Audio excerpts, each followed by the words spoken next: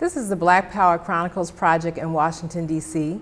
I'm Esther Averam, and today I'm interviewing Januwa Moja, artist, designer, and cultural activist, about the links between the Black Power movement and the Black arts movement. Welcome to the show, Januwa. Thank you.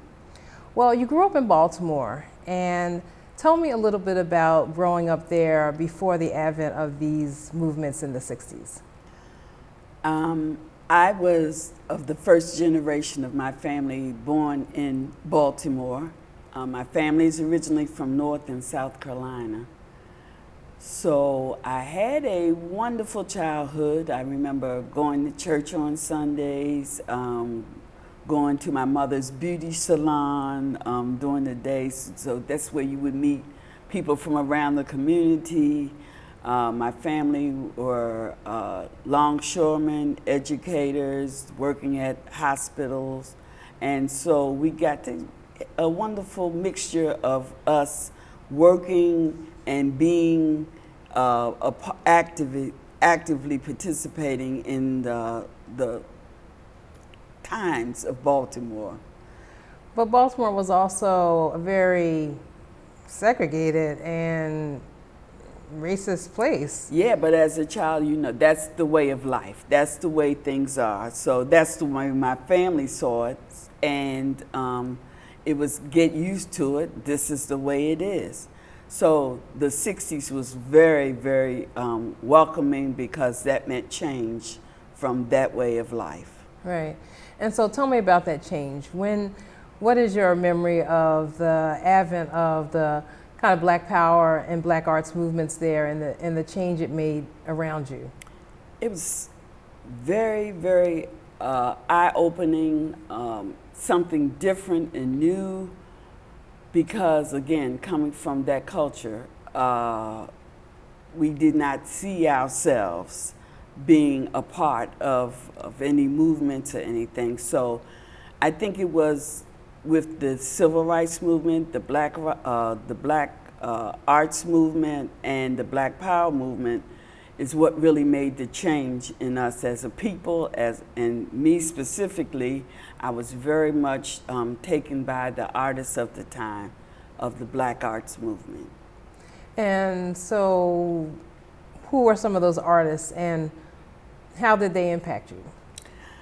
At the time, I remember hearing the voice of Nina Simone. I remember as a young woman dancing to 4 women, acting out all 4 women. At school or just on your own? On my own. In front of the I mirror? really took it into heart. I took the piece to heart. But again, I think the work of John Coltrane, the work of Sun Ra, again, the voice of Miri Baraka, right. Mid-60s. Early 70s was Hakeem Mahabuti. Right. So again, this kind of energy at the time is what propelled wanting to participate in, again, the movement. Right. And that's something from a Negro state of mind to a Black consciousness is a big leap. Right. Well, what did that feel like? I mean, I know that we're talking about the artist, but I think in terms of you, in terms of how you wanted to represent yourself, did you see changes? Well, it was definitely a change, and things have changed for the better. Again, waking up from the way things were, it became very important to want to be a part of that in some capacity. You felt that finally the conscious had changed. The wanting to be a part of that was very sincere and very heartfelt, because you felt it for the next generation, not just for you, but things have finally changed. At last, let's move forward with. In terms of your own household, what was there the whole issue around like starting to wear an afro and different types of clothes that you wanted to wear? Yeah, but I was the first one.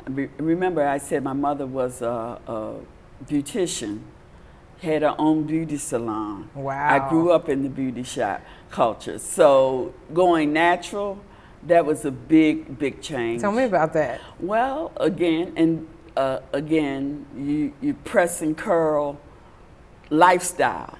Women, and really that's when I began to see women of style, because my mother, my grandmother, again, women of style. Their hair was done. Their hair was done regularly, and seeing other women come to the salon. So I'm the first one that went natural, and it was not accepted so easily in the family situation. So I had to really put a stance on who I was and in that family circle. Right, okay. In terms of the community, that's what young women were doing, so I wasn't alone. Right.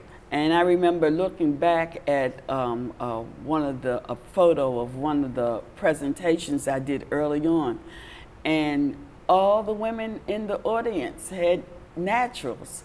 And I was like, this is rare. This is very rare photo. Right. But again, at the times, we felt the pulse of change. Exactly. So tell me about your early work as an artist and how this emerging movement, the Black arts movement, the Black Power movement impacted you. I consider myself, I guess, an artist early on.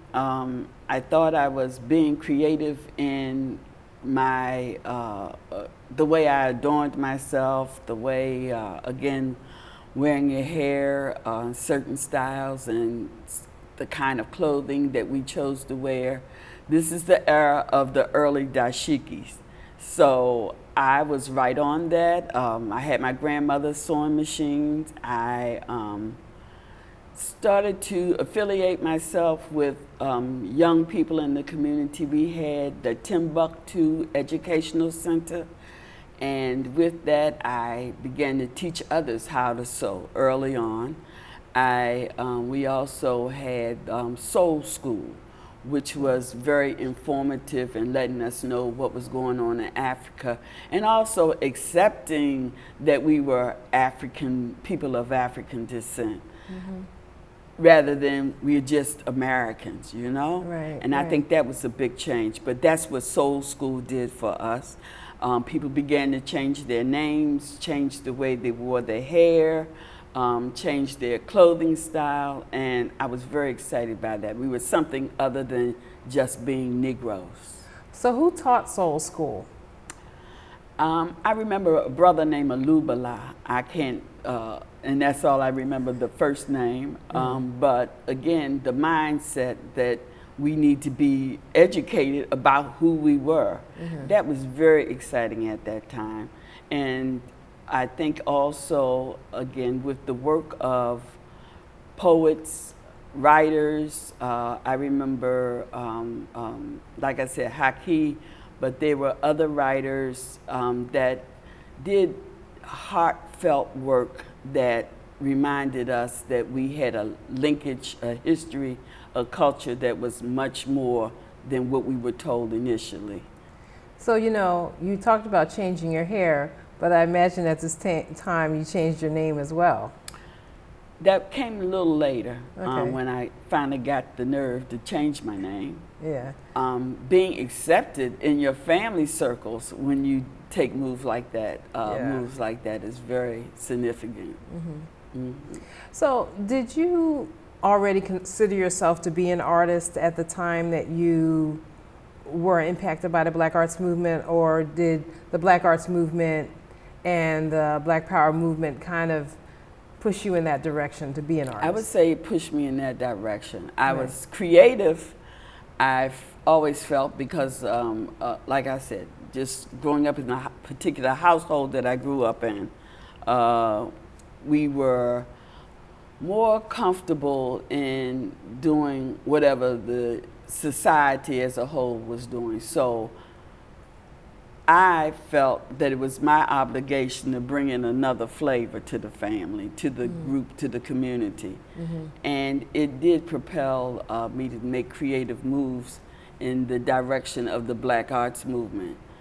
again, like I said, I'm inspired and have been inspired by those who stood up and spoke out and said things that related to us as a people from an Afrocentric point of reference.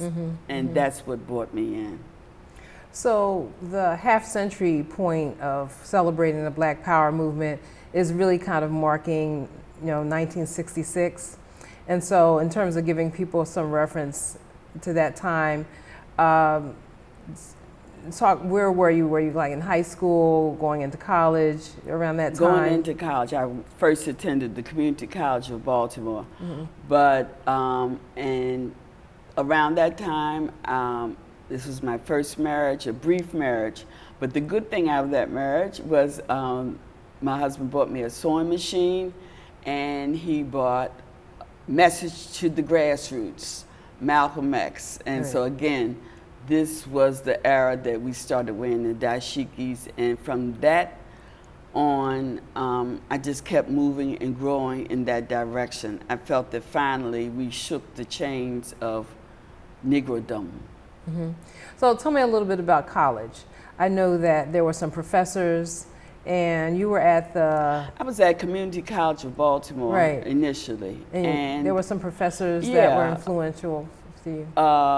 One was Professor Leon Holsey, who taught history. And from there, it was another professor, Eugenia Collier, who had several books out around that time. But being touched by people like that who have traveled the world, who traveled to Africa and had firsthand stories when they came back to share, I think that was very vital for the mindset in the times. Were students organizing there? Was there any kind of student activism? Well, they had the Black Student Union. I think that was significant. At Community College of Baltimore, that's like a commuter 2 year, 2 years. So people came, people went. But it was later on, like I said, Professor Holsey moved to Coppin, I think it's Coppin State College. And we used to go and sit in on his class at Coppin. He would allow us to do that. And that's what excited us to move to, wanted to move to the future. So you talked about making dashikis and kind of that beginning sewing experience. So tell me about that and where that took you in terms of being an entrepreneur in Baltimore. Well, literally, it was people seeing the shirts that I was creating and coming together with the first time coming together with people from the African continent. So there was a brother, Keita, who came, I think Keita came from Senegal or I think this week, Mali, but he became a partner in the shop. We had the first African boutique in downtown Baltimore. What was the name of it? It was Dinalua African Shop. So my goal, my part was creating jewelry, dashikis, like I said, the kufis, which are the hats the men wore, teaching women I learned how to wrap gales or the head wraps very early on, and that became very stylish in our community.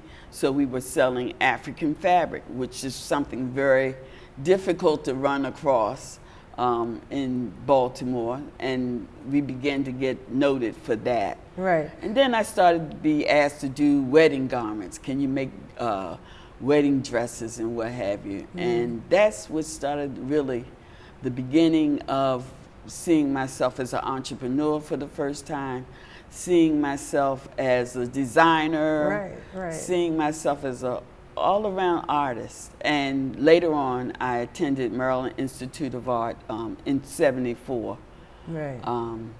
So in terms of, because I want to get back to the entrepreneur part, but the part about being a designer, first of all, getting the fabric, tell me a little bit about your adventures in terms of securing the fabric and having to travel to get it and stuff. Well, I mean, like I said, Baltimore was really limited in that way, and all we had was Learner Shop, Sears Roebuck. So if you wanted to do anything different from that, you had to go outside of Baltimore. And I remember saving my monies and doing trips periodically to New York to obtain the fabrics. It was a time of learning to take what you had and to multiply by tenfolds of increasing to make things for the marketplace. Right. So as long as I could go to Sears and get some plain fabric, and then I would come back and start to applique, and so that's the where trim the with yeah trim with the African fabric. That worked for a while, and that's when I began to really look into this could be something that would be long term for me. Right. And so beyond the dashiki, you know, actually this is reminding me to ask about the kind of origins of the dashiki. You know what I mean? Because we have kind of claimed this as something with, you know, African inspiration. But how did early designers like yourself decide that this was kind of like a good representation or actual, you know, African style garment? Well, we saw men coming back from Africa wearing these shirts that was something other than a shirt and tie. Right. And I would say it was really the style was started by our artists who, like we said, Baraka,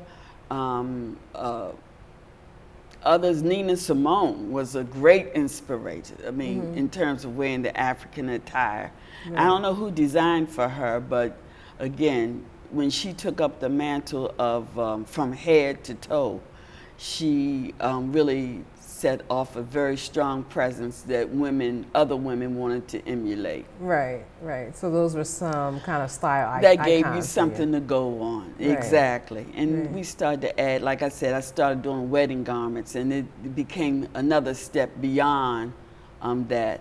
But specifically, I think the idea of Black power, I think the idea of we can do this for ourselves. We can shake off the mantle of just go along and get along kind of mindset. I think that a lot of what I've done, other artists have done, in that when we are in our own essence, in our own cultural perimeters, you can move further along with your creativity. And it certainly has fed my energy. So in addition to your store downtown, what were some of the other institutions and cultural institutions or individuals in Baltimore that you remember? I think there was a bookstore. Oh, thank you. There was, well, we used to come over here to Drum and Spear to Washington, D.C., and that was another, like I said earlier, that was like going to Mecca, coming from Baltimore to Drum and Spear, and you could spend the day looking at all the Black books that existed. But later on, brother named Paul Coates, who's the father of Ta-Nehisi Coates, opened the Black bookstore. In Baltimore. In Baltimore. Yeah. And we had certainly, along with that, you had Black businesses begin to develop. As I remember, I think that because of these institutions in seeing the beginning of the independent school movement, we just felt like it's on now. We have it going towards a cultural way of life. And surely looking back, I think we made some inroads to that. But as we sit here in 2017, I can see that things are shifting somewhat. I remember coming to Howard University and seeing great artists on the campus such as Jeff Donaldson, Malkia Edwards, Adewale Sorrells, Al Smith, and seeing that artwork. And now I'm looking at younger artists, and there are few, but we really, in Black arts organizations, where we at? National Conference of Artists. There was a Bad Relevant Artists, was another organization. So, but before we leave Baltimore, I think you also had mentioned to me before about the Black Topographical Center or something like that. Okay. And they just talked about blacks throughout the diaspora. That sounded so interesting. It was. What can you share about that? The Black Topographical Center was a few doors from Timbuktu Educational Center. And like I said, I don't believe those brothers came from Baltimore. They came through Baltimore for that time. They put up maps across the country and would show where black people were located throughout the country. It showed US. In the U.S. Oh, okay. Exactly. I don't remember the outside of the country per se. Yeah. But it was certainly the mindset of what is going on at the time with black people around the country. And that way it was a way to connect and see what we were doing, others were doing, you know? It's really interesting. I mean, I'd like to find out more about it because it's just so interesting. It's like kind of an early like podcast or like community podcast. Certainly we're pioneers. Okay. So talk about traveling out of the country to Festac 77. Oh, that was like going, well, number one, I had been like 8 years in the field when Festac came along, because I came out in '69 as a bona fide designer. Right. And Festac was, I think Jeff Donaldson was the person who pulled that together for the Washington, Baltimore community to participate. Now this is the time that Nigeria had monies from the oil revenue, and they invited the world, black world, to come to this 2-month-long festival that was Festac 77. The first festival happened, I think, in '66, somewhere along that time, in Senegal, I was told. But like I said, Nigeria picked the festival up, and it was amazing to see black people from around the world in a 30-day or really 60-day long festival. Wow. Again, from all areas of the arts, literature, theater, music, poetry, all phases of it, and from everywhere. And I was really blessed to be there, to be one of the 4 designers chosen to be in the what I call the wearable art world of fashion. Was it an exhibit or one of your fashion shows? I was one of 4 designers. So the fashion show that I was in was the 4 designers that came from the United States. But then you had other designers from Senegal, from Ghana, from Nigeria, and that's where the eyes opened up to the possibilities of what goes on in the African mindset. Of the fashion world. Yeah. And can you think about the ways that your eyes were opened up? I know during the same time there was a lot of discussion about the black aesthetic. And so what were you thinking about in those terms during that time? Well, in those days, like I said, we wanted to emulate a strong sensibility. So again, we have our own, which is why we embraced African textiles. We embraced early on, I think it was before we embraced kente, there were some other fabrics, they called the Java print. Something that's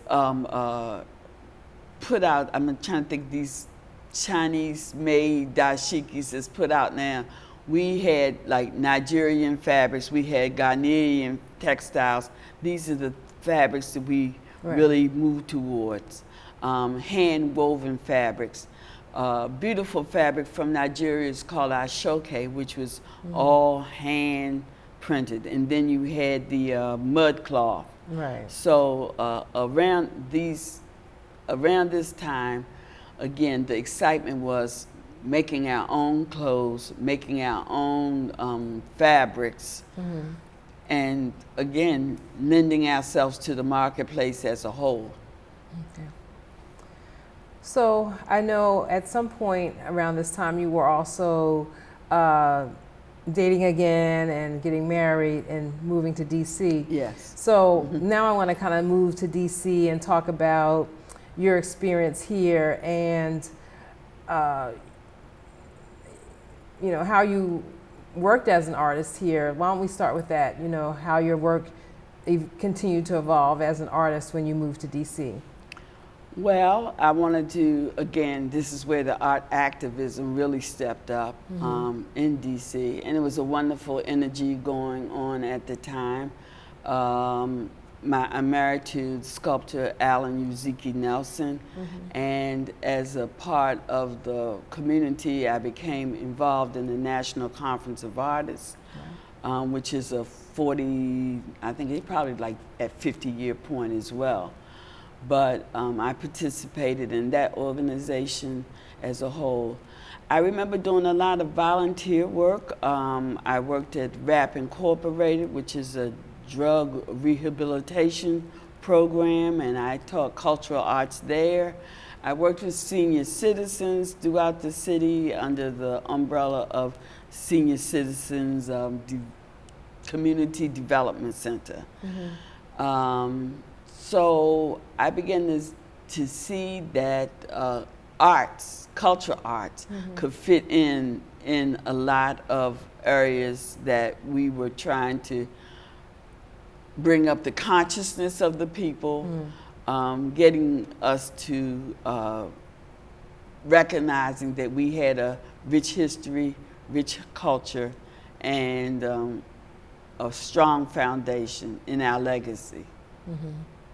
So what were some of the other institutions here, cultural institutions here in DC that were important, you know, I'm during very the much movement? inspired by the independent schools. Thank you for saying that. And as a reference to Ujamaa, one of the oldest African-centered independent schools in the country, started by Baba Zulu, who was early on a member of SNCC.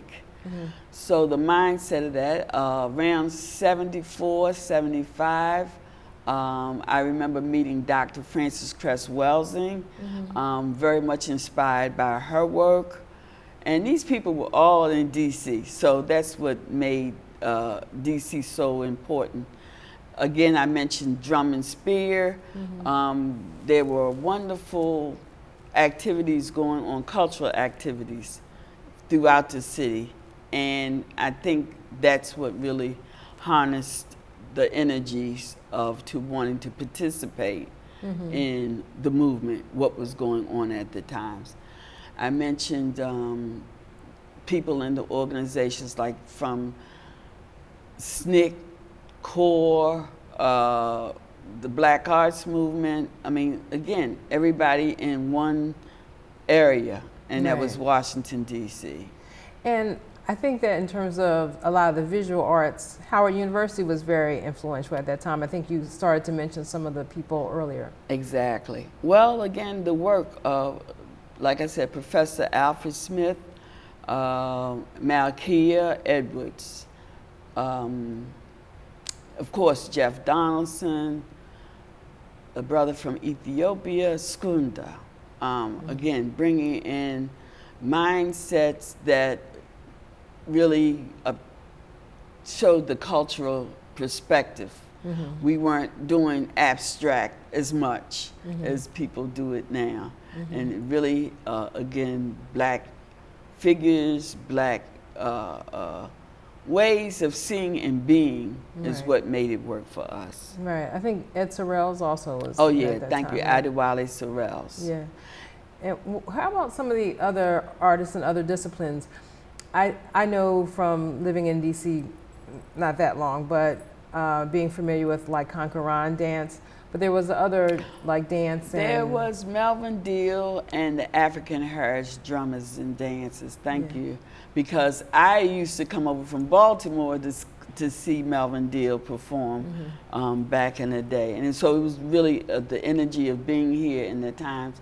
Yes, and that was before you really had a strong representation of African dance. I think Olatunji had a lot to do with that. Babatunde Olatunji, the famous drummer from Nigeria. And they would tour, right? Came here and would tour, and we were touched and motivated by that experience.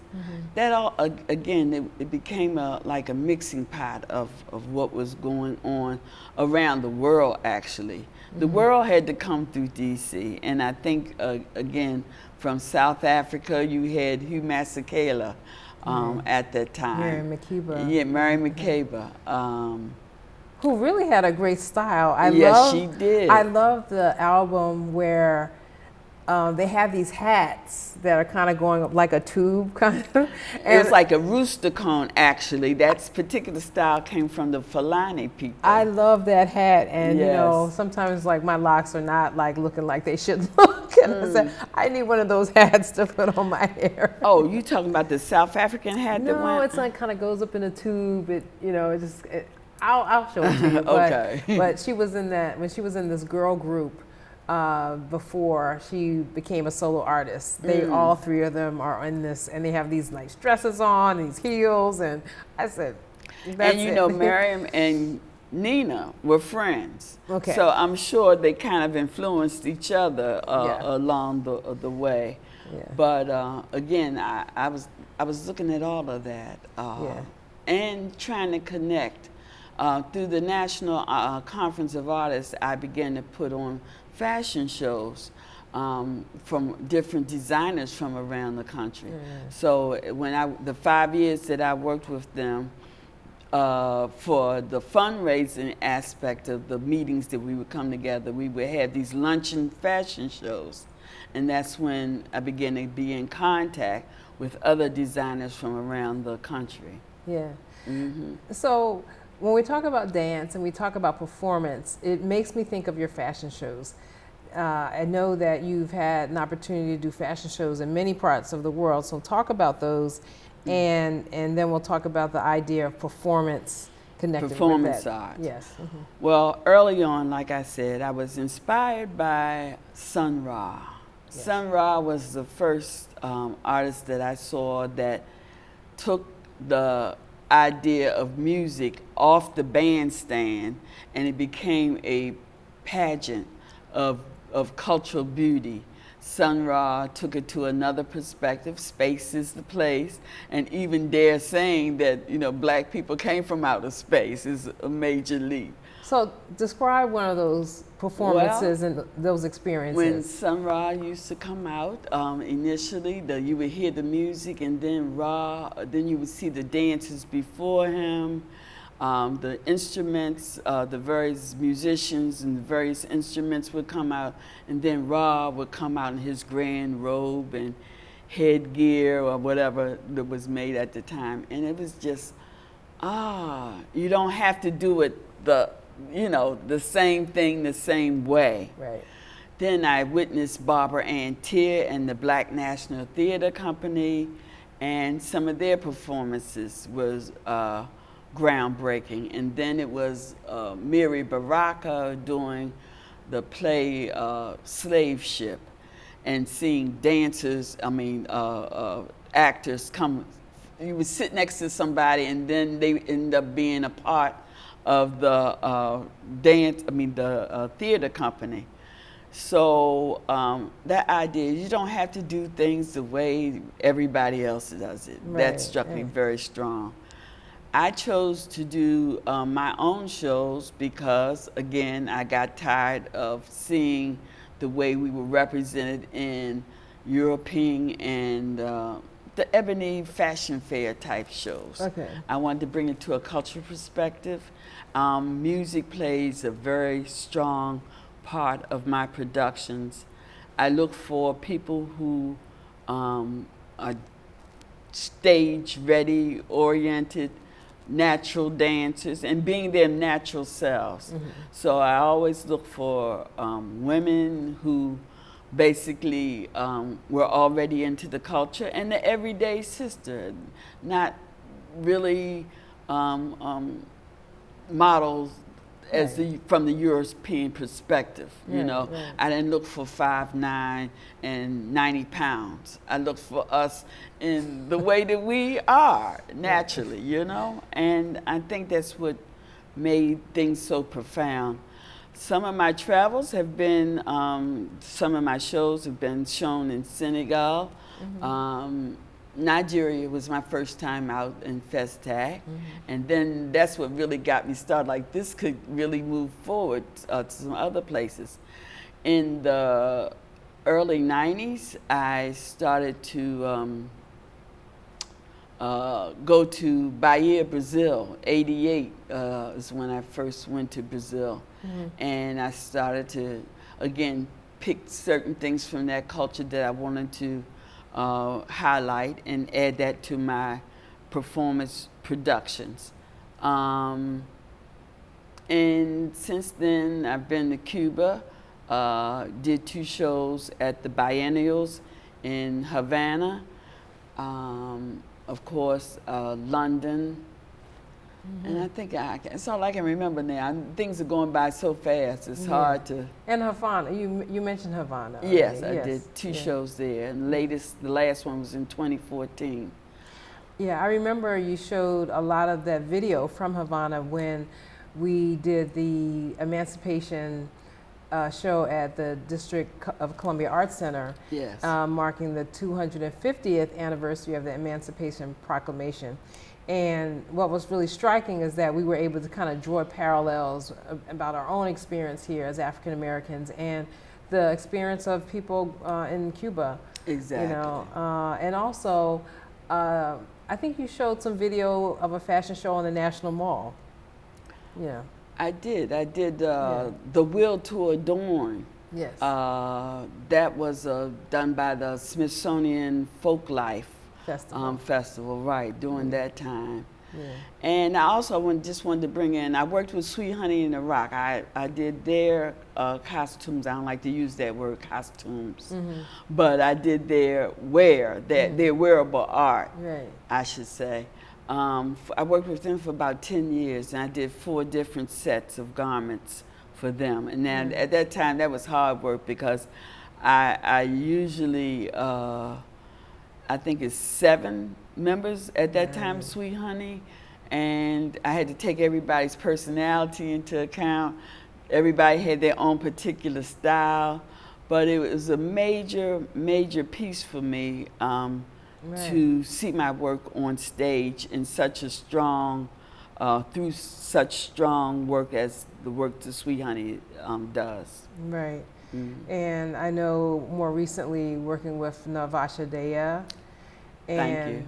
And also, there was a tribute to Sun Ra right down on U Street recently when you had a fashion show and there was audience participation. People could dress up as, you know, just kind of in that space is the place mode. Well, what we were doing was, this was the 100th birthday, celebrating the 100th birthday of Sun Ra. Right. So I don't live far from the Lincoln Theater.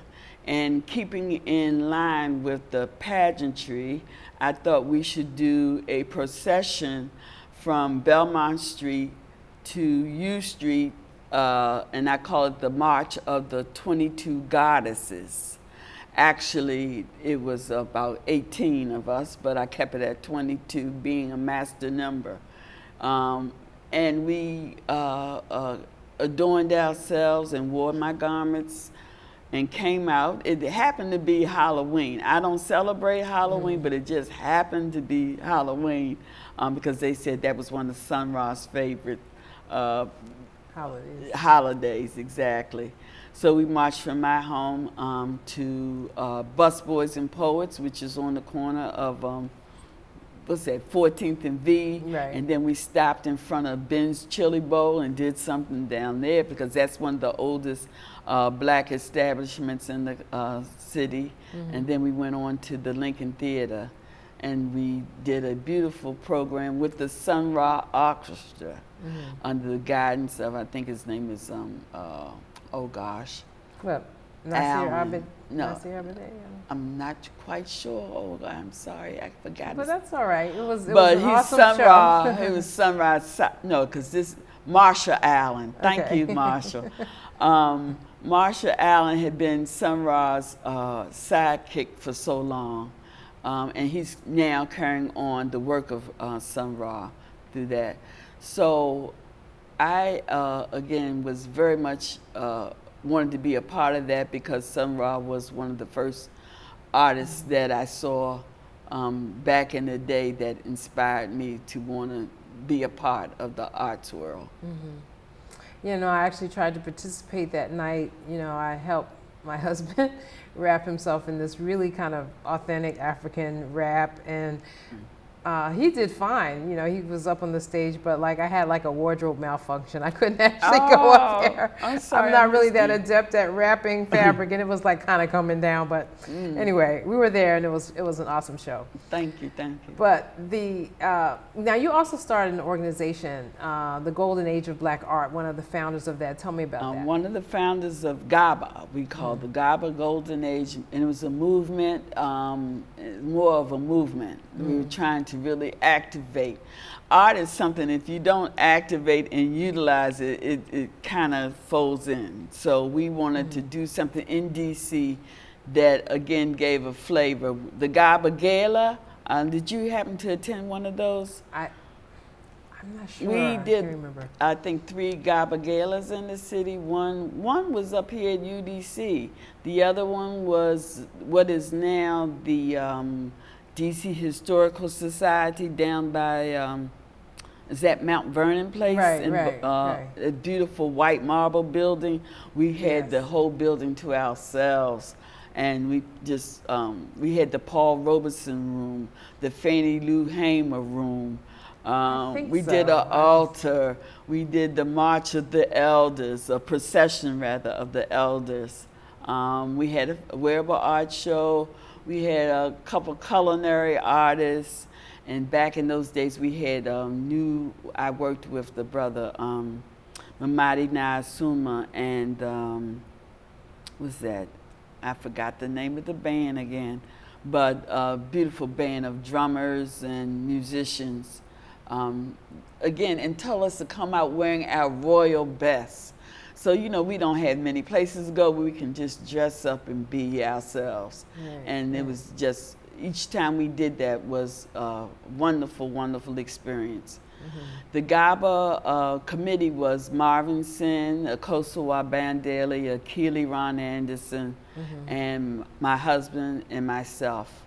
So we wanted to inspire other people to come in and activate the culture and activate our rich legacy to help move it forward to the next level. Right, and keeping Africa and African culture at its at the center. Exactly, exactly. Right. Okay, so we've been talking about this half century of the Black Arts Movement and the Black Power movement, but in recent decades, people have moved into what they call post-Black or post-civil rights, post-Black power. What's your reaction to that when you hear these kinds of phrases used? It's jaw-dropping. I think how could we perceive ourselves to be on the other side of when everything is ongoing? You know what I'm saying? Things that happened in the 50s, the 60s, the 30s, the lynching of black men. They just do it in another way now, and we have to recognize, which is why the organization that started, I'm so proud of those young people, Black Lives Matter. Their work, I really appreciate and support what they've been doing. I think those people who do the post-black concept is feeding into trying to be a part of mainstream, you know, and so they like forget our culture, whatever. That's the past. But how can that be when the same things are still happening? Right. I think that's what we call the illusion of inclusion, and certainly we see that again. As we said, the struggle goes on. It still is something to. Even though we've made some ground work, but again, a lot more work needs to be done. As we have brought in a younger group of people, and that's what the work is, you have the UNIA, which is the Marcus Garvey organization. A lot of us are now trying to reach back to the next generation to bring the next group of people in. And I think that's some very powerful and meaningful work that's being done now by the elders, which I find myself being an elder in the community, but this is some work that's necessary to be done. And, you know, the more I think about it, the whole idea of post-black, I mean, if we are black and we are African people, you can never be post yourself. Exactly. You know what I mean? So a lot of the work that you all did as kind of like originators, original cultural activists, cultural workers, was really helping people to redefine themselves. Exactly. So I'm trying to figure out, like, how can you be post yourself, you know? And but see, every now and then these key words pop up that are not our own, and we take it on. I remember back in the 70s using the phrase or the words third world. There's only one world. But why we had to be in the third world, you know what I'm saying? So again, taking these key words and tuning into it and taking it on as if we thought of this. I don't think we really thought of post-black. And I think it was used to, again, help us easier to assimilate into mainstream with that mindset. Right, right. I think that a lot of people who use the term third world, because I remember that term being used, talked about almost like in the same sense that they talk about the non-aligned movement, and they talk about emerging economies, and very often these are post-colonial situations where people want to create unity among themselves and try to find the similar threads. And third world was one way of kind of making those connections between like people in South America, Africa, they call the global South now, you know, in Asia, people who had been basically freed themselves from under the boot of colonialism. Exactly. You know. Exactly. So when you look at the art scene today, you know, what do you think is some of the lasting impacts of the Black arts movement? I think the impact is seeing ourselves the way, you know, others have always identified us and spoke up for us, and we took on the mantle of we are defining ourselves and speaking for ourselves through the artwork. One of my favorite artists of today is a brother named Kerry James Marshall, who does these huge canvases and he uses the color black as his color tone for people. So it's like unequivocally dealing with, you know, you're looking at black characters in these, what we would call the old master setting of painting, you know, that has been so endeared from the time of the Renaissance, So Kerry James Marshall puts black people in those perspectives, like unapologetically black. You have another young artist, Kahinde Wale, who does these very beautiful panels and have black men in, you might see a brother on a horse with, but the way that they used to show, again, through the works of various European artists that said this is a great masterpiece. You would see your brother utilize his work in that way. I think that, again, the profound impact of art, and black art specifically, is that we have found our space, we've grown with that space, we identify with that space. And in order to keep it moving forward, we must continue to work with it and feed the energy that helps propel it to the future. Okay. Well, on that note, unless you have more thoughts on things we haven't mentioned, we'll wrap up our talk. I think we did a wonderful, and so thank you, Esther, for being a part of the Black Power Chronicles of DC as well. My pleasure. You know, we were fortunate to have a conversation on WPFW Pacifica Radio, where I do a show on the ground. But it was great to talk again and get into more depth today. Thank you.